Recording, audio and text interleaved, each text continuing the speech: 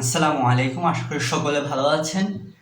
আজকে আমরা কথা বলবো যে বিষয়টা নিয়ে, সেটি হচ্ছে বাংলাদেশ স্বাধীন হওয়ার পর বা এখনো পর্যন্ত সেন্সর বোর্ডের যে বিষয়টা ছিল গোটা ফিল্ম ইন্ডাস্ট্রিতে, সেটার কারণে অনেক সময় শিল্পীরা তাদের শিল্পটাকে তাদের মতো করে মানুষের সামনে প্রকাশ করতে পারতো না।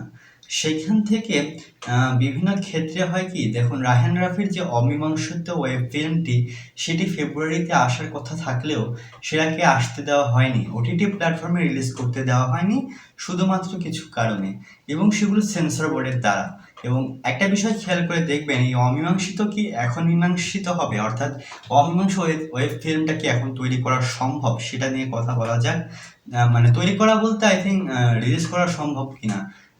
এই ক্ষেত্রে একটা জিনিস মনে রাখতে হবে, এতদিন পর্যন্ত চলে আসা কিছু নিয়মের কারণে অনেকেই তাদের কন্টেন্টগুলো আমাদের সামনে দিতে পারেনি। আশা করি এবার স্বাধীন বাংলাদেশে কিছু একটা হবে।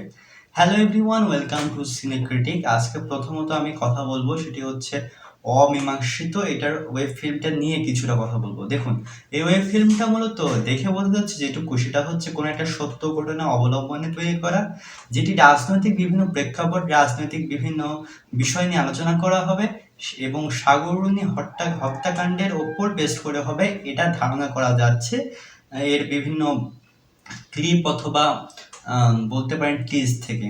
এই জিনিসটা স্পষ্ট যে ওয়েব ফিল্মটি যেহেতু রাজনৈতিক বিভিন্ন বিষয় নিয়ে তৈরি করা, যার ফলে সেই সময়ের সরকার সেটাকে করতে দেয়নি। অর্থাৎ বলতে পারেন যেরকম আগেকার মতো রাজনৈতিক কোনো বিষয় নিয়ে ফিল্ম তৈরি করা যায় না বাংলাদেশে, এটা সত্য।